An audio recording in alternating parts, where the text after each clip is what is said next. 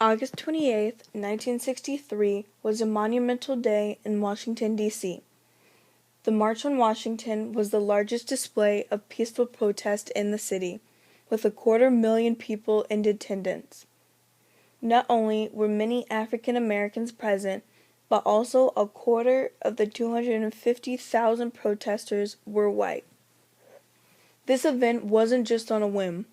It was the effect of people who wanted justice after multiple cases of police brutality in the South. The march was thought up by A. Philip Randolph, president of the Brotherhood of Sleeping Car Porters, and was organized by 6 major civil rights groups: the National Association for the Advancement of Colored People, or the NAACP, the Southern Christian Leadership Conference, or SCLC, Conference of Racial Equality, or CORE, Student Nonviolent Coordinating Committee, or SNCC, Brotherhood of Sleeping Car Porters, and the National Urban League. The March on Washington took 2 long months to be put together effectively. The purpose of the march was to express the demands of people who wanted civil rights, including the end of racial segregation in schools, protection from the police attacks, and a $2 minimum wage, just to name a few. The March on Washington was the first demonstration to have extensive television coverage, live and internationally. It was televised starting before the protesters marched at the Washington Monument, and ended at the Lincoln Memorial, after 6 legendary keynote speakers spoke influential words.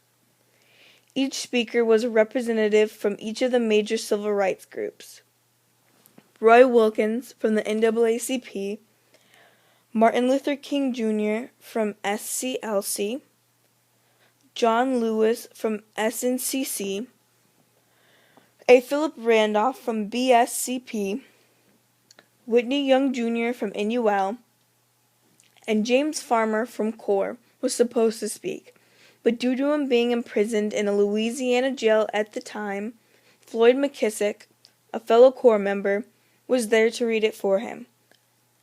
The speech by Martin Luther King Jr., titled "I Have a Dream," is one of the most famous speeches at the march and in history.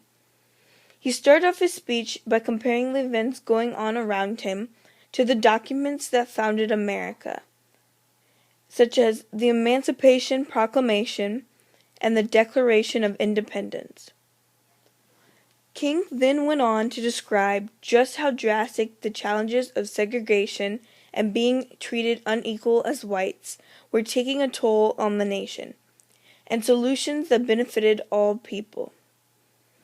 But the most notable part of the speech is a list of dreams for the future that Martin Luther King Jr. saw with every human living in peace, including a dream about his children for when they are older.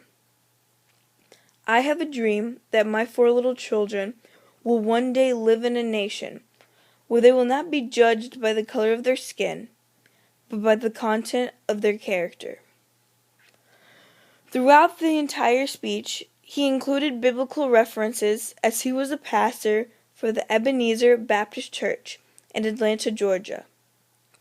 Originally, many police, ready to battle angry protesters, were dispatched to keep an eye on the march. But afterwards, the heavy police watch was clearly not needed, due to the fact that the March on Washington was one of the biggest non-violent demonstrations ever to be conducted.